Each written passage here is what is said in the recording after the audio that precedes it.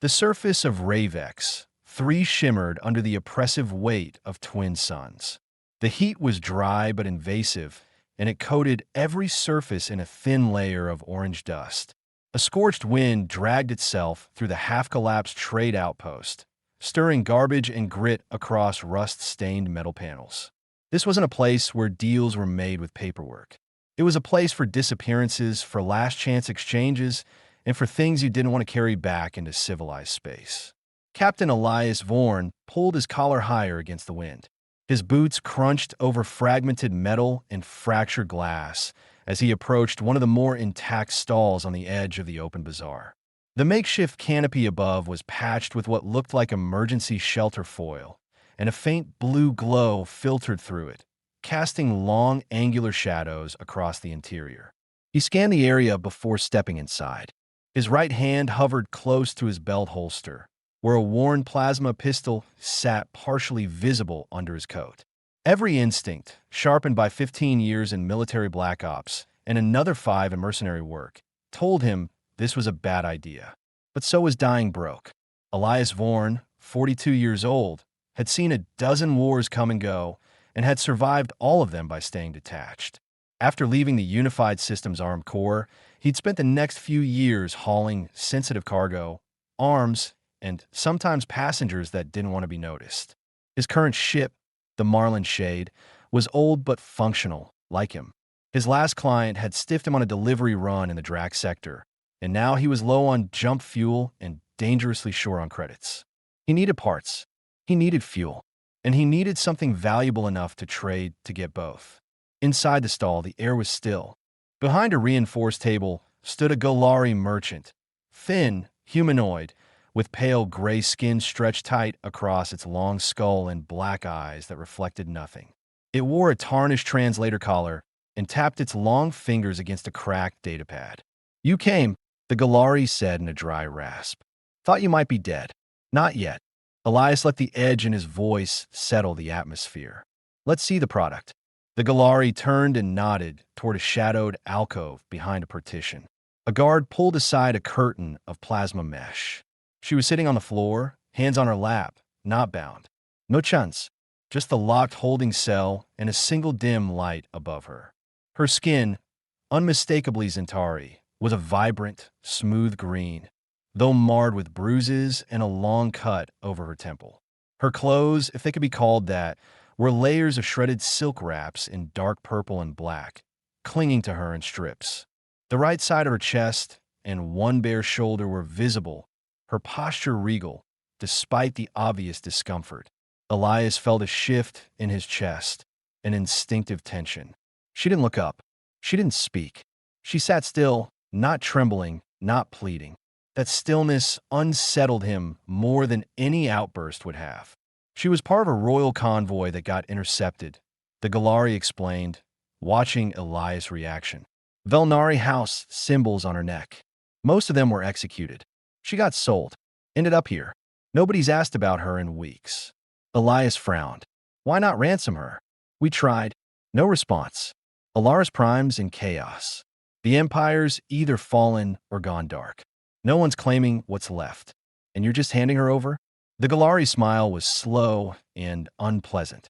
Let's say I've had disciplinary issues with her. She's too dangerous to keep, but not dangerous enough to kill yet. Elias stepped closer to the cage. The girl still didn't look at him. Her hair, long, silver white and tangled, hung over her face. She was younger than he expected, maybe mid-20s in human years. Those Zentari aged differently. He couldn't shake the feeling that this wasn't a slave. Not really. This isn't cargo, Elias muttered. She is what you need her to be, the merchant replied. And right now, you need something to trade. Elias didn't respond. He looked back at her. There was a cut on her lip, one eye slightly swollen, but her spine was straight and her breathing steady. Not broken, not defeated. He weighed the situation. His gut told him to walk, but his ship was barely space-worthy. The jump coils were degrading. Fuel was low, and with the right leverage, she could buy him a dozen routes out. He reached into his jacket and pulled out a slim silver data chip, fuel-grade cores, and a backup navigation matrix. It's good trade value even out here. The Galari plucked it from his hand and scanned it with a handheld unit. Acceptable. You'll find her more useful than you think. Elias turned to the girl again. Still no reaction. Bring her to Dock 12, he said. And if she's drugged or injured worse than she looks, I come back for the chip. She'll walk, the merchant said. She knows better now. The Marlin shade sat at the far end of the platform, its blackened hull streaked with soot and sealed with ugly welds from years of unregistered repairs. Elias climbed the ramp slowly. The interior smelled of engine oil, synthetic leather, and heat-dried coolant. The hum of standby systems echoed faintly through the bulkheads. "Welcome back, Captain," said a smooth, feminine voice over the intercom. "Did you find what you weren't looking for again?" "Don't start, Angie," Elias said, removing his coat and tossing it over the back of a chair. "Prep the medkit. We have a guest." "Let me guess," the AI replied.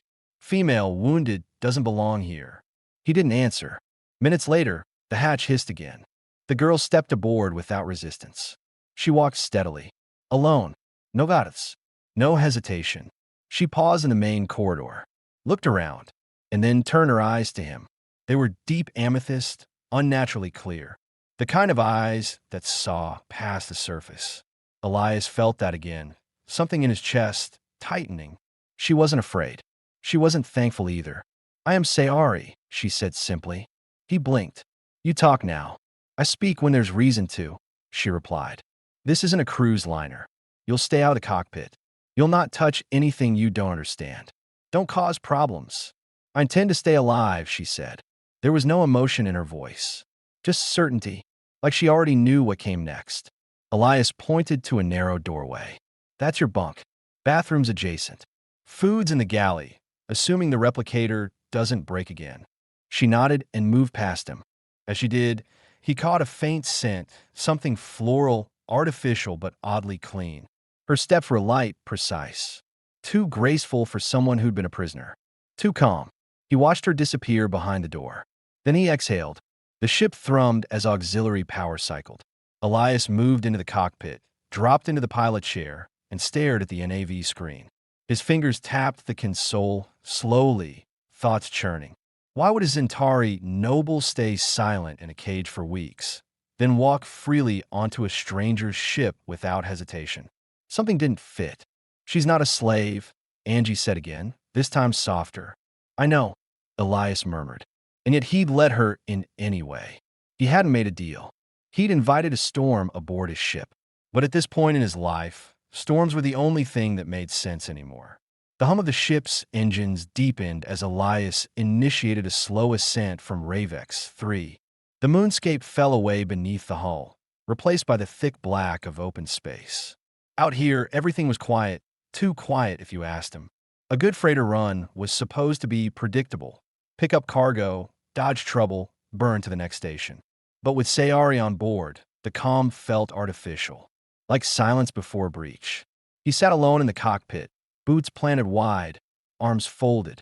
The pilot console flickered with NAV data, but his attention kept drifting back to the crew manifest, now showing two names. One of them wasn't supposed to be here. Who the hell was she, really? The Galari merchant said Velnari, and she hadn't denied it. House Velnari was high nobility, Alaris Prime's ruling bloodline. But the last transmission from that system was over a month ago. Emergency signal, planetary grid failure, mass violence on the capital station. Then nothing. Rumors ranged from civil war to total collapse. Elias had written it off as just another power vacuum in a galaxy full of them. But now a royal walks onto his ship wrapped in bruises and silk strips. "Calm as you please." "Captain," Angie interrupted softly, her voice lower now. "You should know." She bypassed the cabin lock and rerouted power to the hygiene unit. Didn't ask. Elias turned slightly in the chair. "Let her clean up. I'm not running a prison ship." "Right." But the way she did it, that wasn't learned in a palace. That's training. Military. Advanced. She didn't trip any alerts. She knew exactly how far to push. Elias stood. "Log it. Don't interfere unless I say so." He made his way down the central corridor, passing flickering lights and humming pipes. The ship was old and honest, every scar visible, every corner patched but functional. Nothing about Marlin Shade was elegant. It wasn't meant to be. He stopped outside the passenger cabin and knocked once on the metal frame. The door was already open. Sayari stood near the bunk, towel wrapping her damp hair. The room smelled faintly of heat-processed soap. She had changed, now dressed in a standard gray jumpsuit from the ship's storage, but even that looked tailored on her. Her bruises were fading fast. Too fast. You heal quick, Elias noted. I'm not human, she replied, adjusting the collar. Zentari blood is resilient. Engineered that way. Elias leaned on the doorway, not entering. Why are you really here? She sat on the bunk with calm precision, as if measuring her weight before letting it rest. Because someone decided I was worth more in a cage than dead. That man sold me. You bought me. Now I'm here. That's not what I asked. Sayari's eyes met his without hesitation. My ship was ambushed during a diplomatic escort mission. The rebellion you heard about wasn't chaos. It was a calculated purge. My convoy was isolated. Most were killed. I survived. He took a breath, slower now. So why didn't you run the first chance you got? Run where? Into a galaxy tearing itself apart? My people are hunted. My name would get me killed. Silence was safer. Elias believed her. Or wanted to.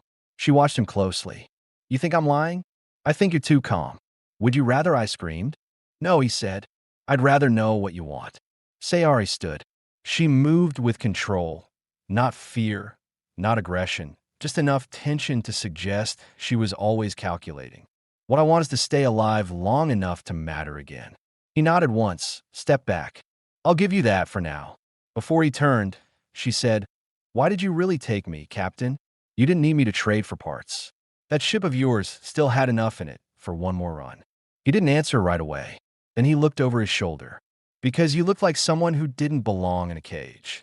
And then he walked. Later that cycle, the ship coasted through the outer rings of the Celtar Drift, a debris field from centuries-old battle between two extinct empires. Small impacts pinged gently against the hull. Elias sat in the galley, eating a bland protein ration when Sayari entered. She didn't ask for permission. She simply sat across from him. Why did you leave the Corps? She asked. He chewed for a second, then replied flatly, Didn't want to kill anyone else.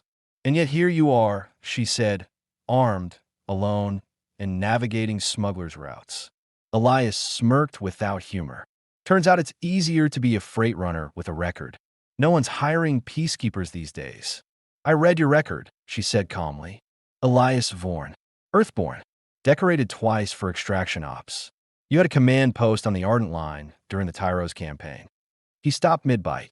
Engie gave you access? No. Your console security was inconsistent. He sat back. You do that again without asking, I'll throw you out an airlock. I'll keep that in mind, she said coolly. But if you want me to keep hiding on your ship, you should consider how exposed your systems are. That's when he realized she wasn't staying because she was weak. She was watching him, measuring him, preparing for whatever came next. Elias finished the ration and stood. We jump in 6 hours. You want to sleep? Now's the time. She tilted her head slightly. And after we jump, we land at a Freeport station. You can go your way or stay on board. That's up to you. Sayari didn't respond. As he left the galley, her voice followed him. You're not who I expected, Elias. He paused, half-turned. Neither are you. He didn't say what else he was thinking. If you really are who you claim to be, then I just put a target on both our backs. Back in the cockpit, the NAV computer beeped. Angie's voice returned. I scanned her blood during the hygiene cycle. Want to know the results? Go on. She's telling the truth. Genetically verified. Royal blood. Sayari of House Velnari. Elias stared at the star map. His thumb hovered over the jump sequence.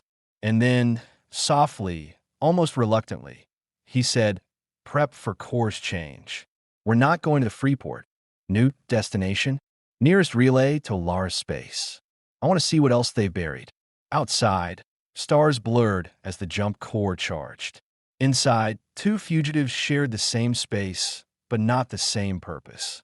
Not yet. The Marlin Shade slipped out of jump space with a sharp jolt. Elias gripped the edge of the console as the ship trembled, stabilizing just beyond the relay corridor near the shadow of Alara's space. The view ahead showed little, only fractured satellites, dead-com beacons, and the outline of what used to be a planetary defense grid. Most of it hung in silent ruin, a graveyard of broken machines. Elias leaned forward, narrowing his eyes. The relay showed no activity. No patrols, no transmissions, just static. They really let it burn, he muttered.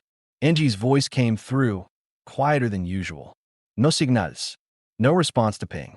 Alara's Prime isn't broadcasting anything, not even distress. Elias clenched his jaw.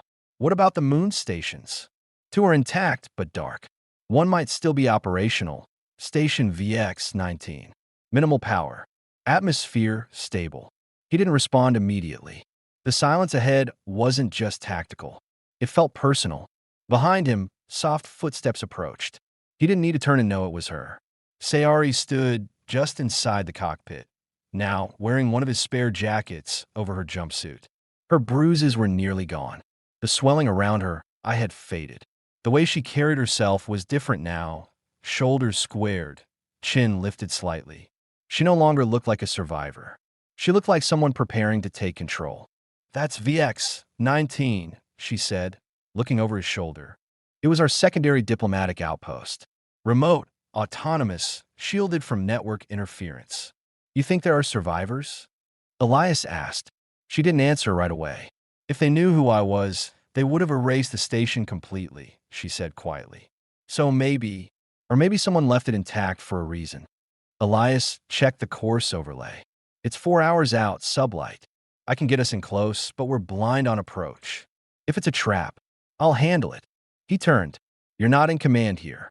Her stare was calm, but unwavering. No, you are. That's why I need you to listen carefully. Elias didn't like how easily she slid into that tone. Authoritative, precise, almost regal. Like the part she had been hiding was now surfacing naturally. People will come for you, Sayari, he said. This isn't just about getting home. You said yourself, the purge was calculated. Someone powerful wanted you dead. And someone else allowed me to live, she replied. We have to find out who. There was no anger in her voice. No fear. Just clarity. Elias stepped back. Then we do this right. I'll land us manually. No signals, no scans. We go in silent. As he set the course, he glanced at her again. You trained in command strategy? He asked. She nodded once. Diplomatic infiltration. Contingency planning. Internal defense. He grunted. Figured as much. The trick with the hygiene unit wasn't standard noble etiquette. A faint smile touched her lips. I was never a standard noble. Elias stared at her a moment longer. Then let's stop pretending either of us are what we used to be. The ship approached VX-19 from the dark side of the system, where the station's solar panels hung limp and unfocused. The station was partially embedded into a small asteroid, its outer ring dim but intact. No external damage. No signs of breach. The docking clamp latched with a hiss and a heavy shudder. Interior sensors showed minimal life support. Power systems at 12%. Gravity at 80%. No recorded biosigns, but Elias didn't trust station sensors. Not after this long. He suited up in light armor plating. Nothing flashy, just enough for close quarters. He handed Sayari a compact stun baton. She took it without hesitation. I don't plan on getting close enough to use this, she said. Still good to have options, Elias replied. They moved through the docking tunnel together. Lights flickered as the internal systems recognized life signs. The air was stale, processed too many times, but breathable. Inside, the station was quiet. Desks were overturned. Terminals frozen mid-data cycle. A coffee cup rested beside a dried smear of blood on the floor. No body. Elias moved first, sweeping each corner with a sidearm. Sayari followed, slower, eyes on the shadows. They reached the central operations room, a ring of hollow screens surrounding a long-dead interface. Dust clung to everything. And then she stopped. Sayari walked to one of the control panels.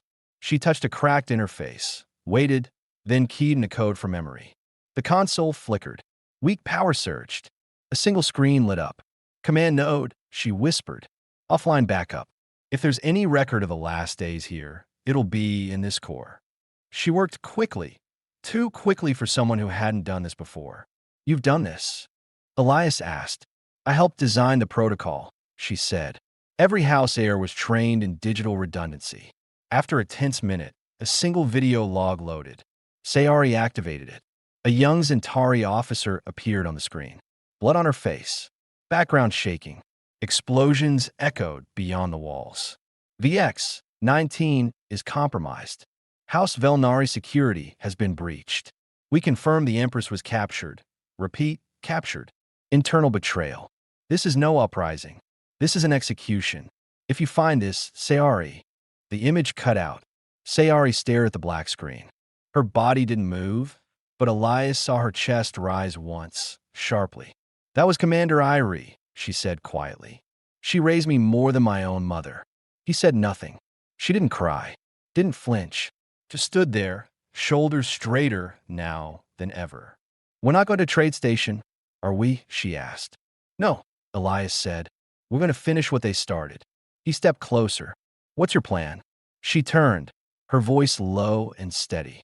I'm going to take back my family's name.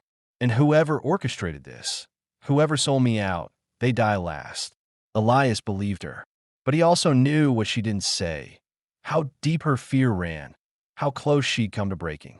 He saw it in her hands, clenched just a little too tight, and a faint tremor in her breath after the video ended. She wasn't just royalty. She was broken glass being reforged, and he was standing too close not to get cut. As they turned to leave, Angie's voice crackled through the comm. Unidentified ship incoming. No transponder. Silent approach vector. 15 minutes to contact. Elias looked at Sayari. They found us, he said. She gave the smallest nod. Then we don't run, she said. We make them regret finding us. And for the first time since she'd boarded, Elias smiled. Not out of comfort, out of certainty, because Sayari wasn't just surviving anymore. She was preparing to fight. The silent ship drifted closer. Black hull, no lights, no signal. Just mass and motion, driven by intent, not chance.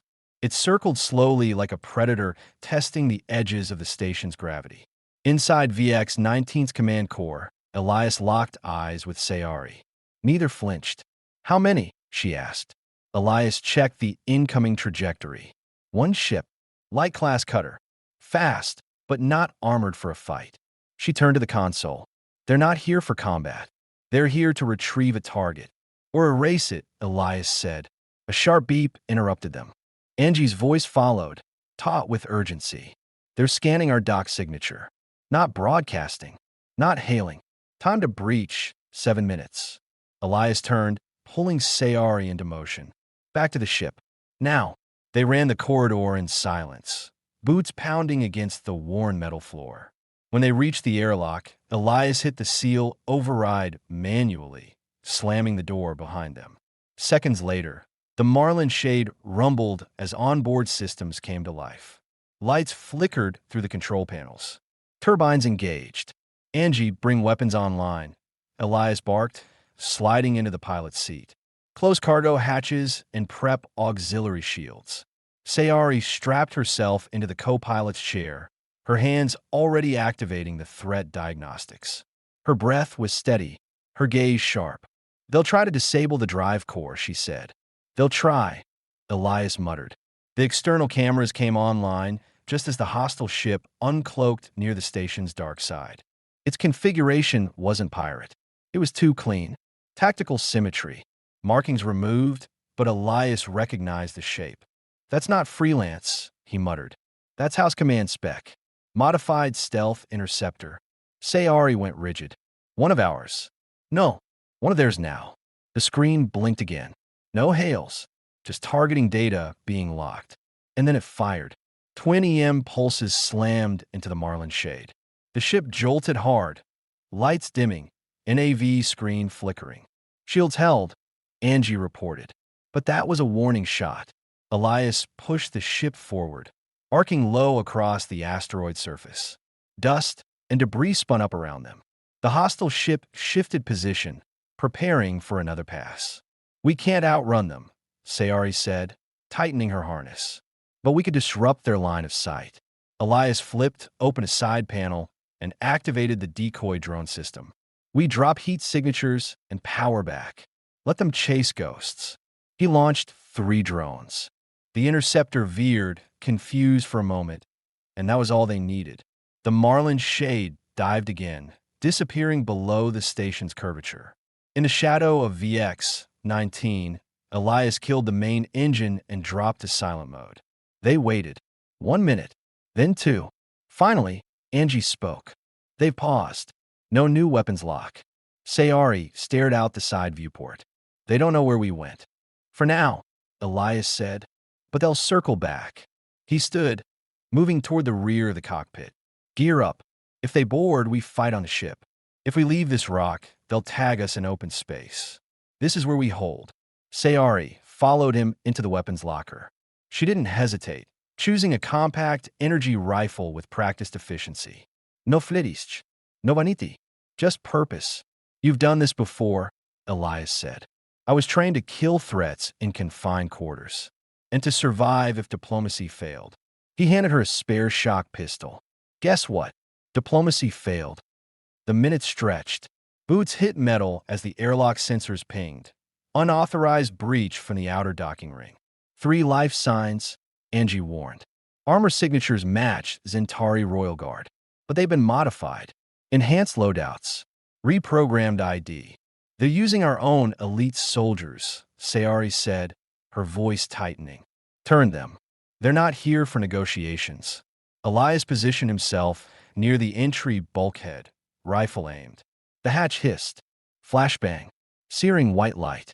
The sharp ring of sonic disruption. But they were ready. Elias moved first. 2 shots, center mass, dropped the first soldier before his boot even cleared the hatch. Sayari fired cleanly, hitting the second in the visor. He crumpled instantly. The third came through fast, close quarters, blade out. Sayari ducked under the strike, turned, slammed the shock pistol into his side. He convulsed, collapsed, spasming on the floor. Silence returned. Smoke filled the corridor. The ship groaned as pressure stabilized. 3 bodies. Orcs Centauri. Modified gear. No insignia. Sayari knelt beside one, pulling the visor back. The soldier's face was blank, tattooed with a symbol she knew. She exhaled sharply. Vor Syndicate, she whispered. Elias frowned. Thought they were mercs. Black market enforcers. They were, she said. But they've been recruiting from royal military units. Buying loyalty. They're not just selling weapons now. They're selling power. She stood, eyes hard. This wasn't a random hit. They knew I'd come here. Elias lowered his weapon. You said someone let you live. She nodded. Now we know who's cashing in. They looked at each other, the truth settling heavy between them. VX-19 hadn't just survived. It had been bait, and they'd taken it. Back in the cockpit, Angie rerouted power. Incoming signal. Trace back to the Vor relay beacon. Encrypted. Message header reads, "We have your queen. Trade wisely." Sayari closed her eyes. Her voice was cold. "They have my mother." Elias set his jaw. Then we're not finished. And for the first time since Alaris fell, she let something crack in her voice. "No," she said. "We're just getting started."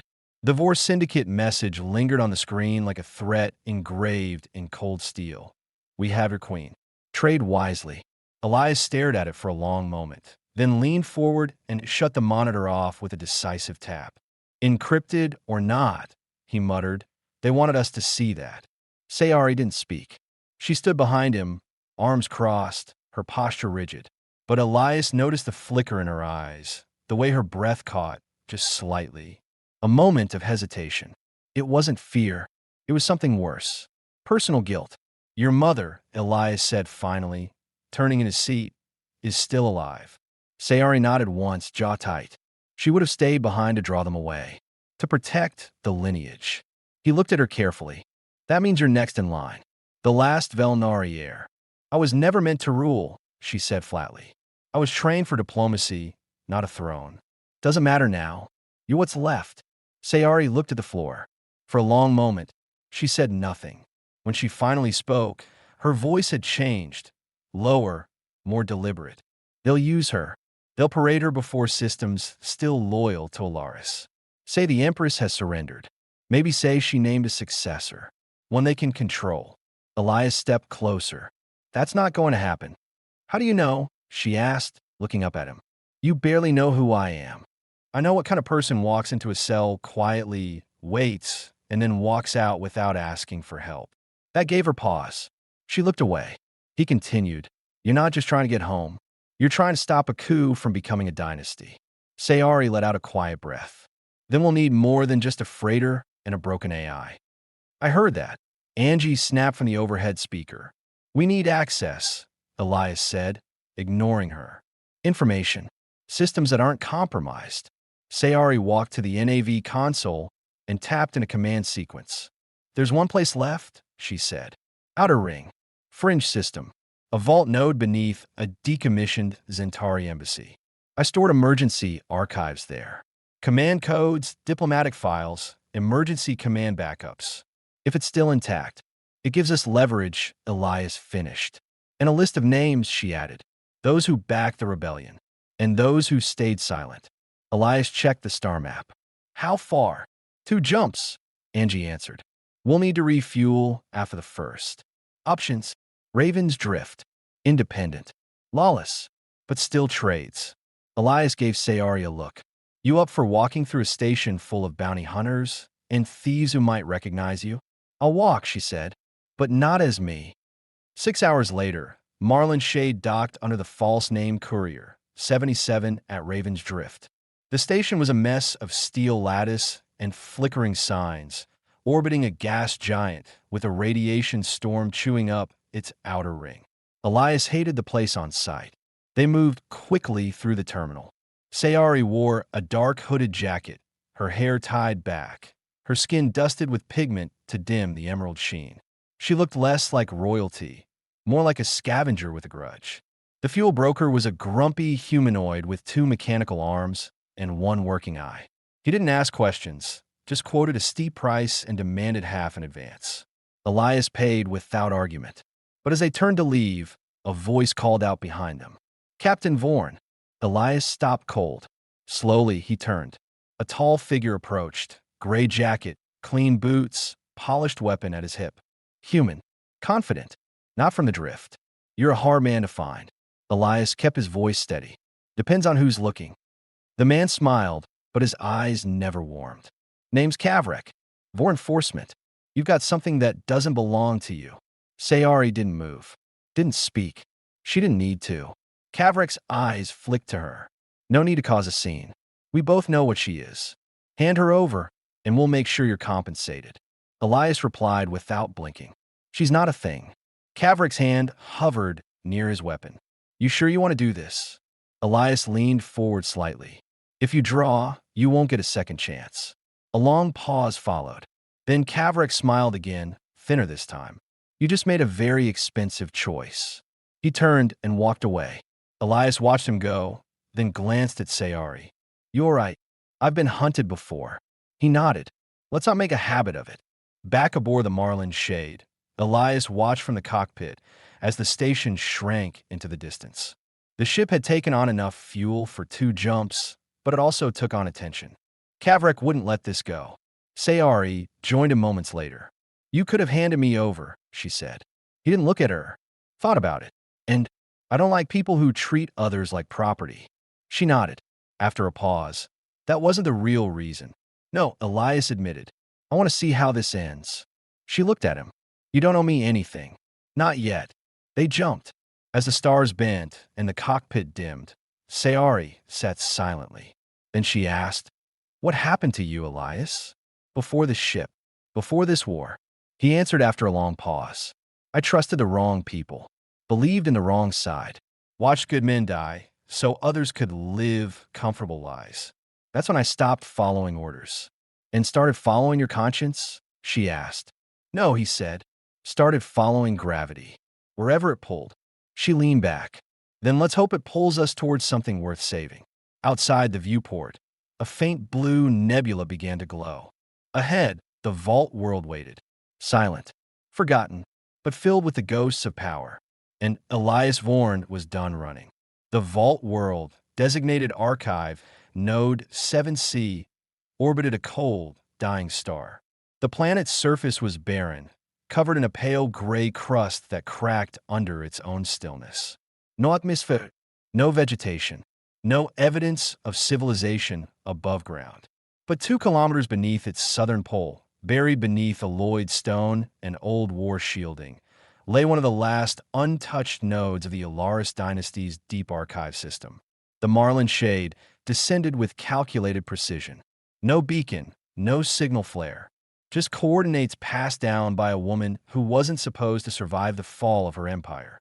Inside the ship, Sayari sat strapped and across from Elias. Her disguise was gone. Her skin glowed once more in a quiet shade of emerald under the low cabin lights. Her hair was loose, silver strands brushing her shoulders. "You've done this run before?" Elias asked, checking readouts. "Twice," she said. "Once with my sister, once with a security unit. Both times under full escort." Elias glanced at her.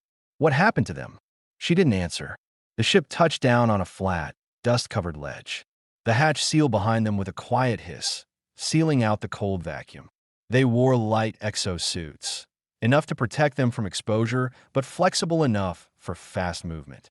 They moved across the surface in silence, wind from the engine kicking pale dust into low arcs behind them. 30 meters ahead, a vertical shaft was half buried under collapsed stone, intact but weathered. Elias knelt beside the console, wiped the dirt away, and pulled off the panel cover. "Manual override?" "Yes," Sayari replied, kneeling beside him. "But only if the core still has independent power." She entered a sequence. The console blinked, once then again.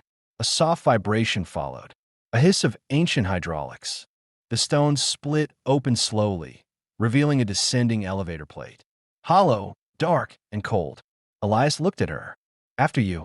They descended in silence. As the platform dropped, blue-tinted emergency lights flickered on one by one, illuminating a shaft carved from polished black alloy. Finally, the elevator slowed to a stop before a sealed corridor. The vault stretched ahead, narrow, angular, and still. At the far end was a terminal, standing alone on a raised platform. A high-backed chair, command interface, and several sealed compartments lined the walls. Sayari moved with purpose. No hesitation. She approached the terminal, placed her palm on the surface, and spoke in her native language. The lights surged. A voice, female, monotone, spoke back. Velnari DNA confirmed. Access granted. Elias stepped back slightly as the room came alive. Holographic windows blinked open around her, forming rings of data. Star charts, names, supply routes, kill orders, transmission logs. Sayari didn't blink. She scanned them one by one. "This is it," she said. "Everything. Orders. Betrayals. Who gave them? Who followed?" She tapped one file. The screen expanded. A list of high command names unfolded. Some she knew. Some Elias recognized. Commander Toval. Minister Rake. General Vesa. Oh, Royal Council. She leaned in, narrowed her eyes. And this? Another file opened. Surveillance footage. Audio lux. Secret meetings. Voices confirming what she'd suspected from the start. They planned the purge months before the uprising began. My mother was isolated. Her communications cut. They used my convoy as bait. It wasn't a war. It was a takeover disguised as collapse.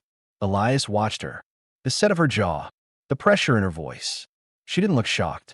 She looked betrayed. "What do we do with this?" he asked. "We broadcast it. We send it to every surviving node. Every system still loyal to Alaris. They'll kill you before that message finishes uploading. They'll try." She turned to him, and for the first time, her mask dropped. Not the one on her face, but the one in her posture. Her shoulders sagged slightly. Her eyes tired. "Human. I don't want the throne," she said quietly. "I never did." Elias stepped closer. "Then why are you still fighting?" "Because if I don't, they win. And my people die thinking we abandon them." The silence stretched. Finally, Elias nodded. "All right, then we burn the whole system down." She blinked once, then smiled, just a little. They spent the next 2 hours uploading and encoding. The signal was slow, bouncing off a hidden relay in the outer ring before trickling toward the edge of the known sectors. They scrambled it, cloaked it in routine data, and sent it like a virus, designed to unpack at multiple destinations and expose everything. But as the last packet transferred, a warning light blinked red. Angie's voice came through, urgent. Multiple ships inbound. 5 minutes. Scans suggest high-velocity interceptors. Vor's signatures confirmed. Sayari didn't panic. She turned to Elias. There's a sealed tunnel behind the archive wall. Secondary exit. It leads to a buried comm shaft with atmospheric pressurization. He moved instantly, grabbing the data core and stuffing it into his side pouch. She hesitated for half a second. Wait, what? She walked to the command chair, reached beneath it, and pulled out a small cylindrical vial. The liquid inside glowed pale white. Emergency override key, she said. My mother's final access line. With this, I can trigger Alaris Prime's planetary defense grid. You think it's still operational? She didn't answer, just pocketed it. They ran. Through the backup corridor, lungs burning inside thin suits, lights flickering from pressure surges. Behind them, the rumble of distant impacts echoed through the shaft. The Vor had arrived. By the time they reached the buried exit hatch, dust rained from above. Elias punched the override. The tunnel split open, revealing the Marlin shade parked near the crater ridge, its camo field already flickering. They climbed aboard just as the ground behind them shuddered. Inside, Angie snapped to life. Shields at 60.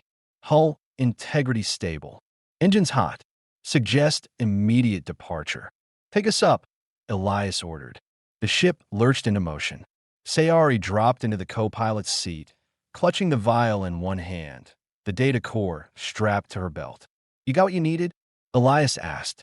She stared ahead, her voice steady. No, she said, but I have enough to finish it. Outside, the black sky opened, and the fight for Alaris was no longer a secret. The skies above Alaris Prime were no longer silent. The Marlin shade dropped out of slip space under heavy interference. Storms rolled across the upper atmosphere, charged from orbital debris and ionized energy fields. Once a jewel of the Zentari dynasty, the planet now hung fractured in its own orbit. Its equatorial defense rings still mostly intact, but its cities below showing the scars of coordinated rebellion and brutal enforcement. Elias adjusted course with calm precision. We're flying in hot. Sayari stood behind him, gripping a support rail. She wore her formal command armor now, restored in gleaming black with subtle gold etching. The emblem of House Velnari was visible on her shoulder for the first time. This is where they'll try to finish it, she said. In public, before word of the archive spreads. Elias glanced at her. They'll be watching for us. Probably armed the defense satellites. We're not going through the ring, she replied. We're going into it. She stepped beside him, pulled up the defense grid schematics she'd stored from the archive node. There's a maintenance port, hidden in the southern relay spine. We breach it, load my override key into the control core, and reset the broadcast signal. It'll identify me as the legitimate sovereign of Alaris. Elias raised an eyebrow. That'll trigger a chain reaction. Sayari nodded. Every warship still loyal will recognize the signal. Those that aren't will have to flee or fight a losing war. An empress? He asked. She looked out the viewport toward the surface. They'll keep her alive, as long as they can use her. Elias didn't need more. All right, strap in. The Marlin shade dove toward the planet. They moved fast, through clouds, through debris, through forgotten orbital corridors lit only by red emergency strobes. When the ship latched to the relay spine, Elias and Sayari exited through the underhatch, weapons drawn, breath sharp through filtered masks. The relay port opened after she entered the royal key code. Ancient mechanisms were to life. Inside, the relay core glowed a soft cyan, waiting for instruction. Sayari stepped forward, inserted the vial. A brief pulse, then the room flashed white. Across the system, a signal burst outward, encrypted, verified, unmistakable. Sayari of House Velnari had claimed sovereign override. All systems obeyed. On the planet's surface, broadcast stations flipped. Screens everywhere. City plazas, rebel compounds, deep vaults lit up with her image. "This is Sayari of House Velnari," she said calmly into the system-wide mic. "The betrayal ends now. The Empress lives. The rebellion was not born of justice, but greed. I carry the record of every name, every order. If you kneel to false rulers, you share in their fall. But if you stand now, if you turn your weapons back, there will be amnesty. There will be peace." Then the feed cut. Elias looked at her. "You just painted a target on your chest. I didn't come here to hide." Outside, alarms blared. Angie's voice came through. "Incoming vessel. Heavy class or cruiser. Powered weapon systems, full escort, and they're locked on." Sayari turned to Elias. "That's where she is. On that ship." Elias's eyes narrowed. "Then we end this." The cruiser docked hard, boarding tubes slamming into the relay's upper spine. The Vor weren't subtle now. This was an execution squad. Elias and Sayari took cover in the relay's upper level. Bulkheads sealed behind them. Smoke filled the access corridor as the enemy breached. The fight was brutal. Personal. Close quarters. Silent rifles. Flashbangs. Shields cracked. Armor dented. Sayari moved like a ghost. Quick, ruthless, precise. Elias backed her, plasma pistol in one hand, knife in the other. Then came Kavrek. The Vor commander strode in alone. No helmet, no shield. Just a matte black uniform and a jagged blade. Elias stepped forward, but Sayari stopped him. "He's mine." Kavrek smiled. "Still pretending you're royalty?" Sayari's eyes were cold. "I'm not pretending anything." They fought. No theatrics. Just precision. Her blade met his with swift strikes, feints, counters. Blood marked the floor. Armor cracked. Then she opened his side with a sharp turn and drove her dagger into his chest. He gasped, fell. Elias didn't speak. He didn't have to. They moved past the bodies, deeper into the cruiser's lower brig. That's where they found her.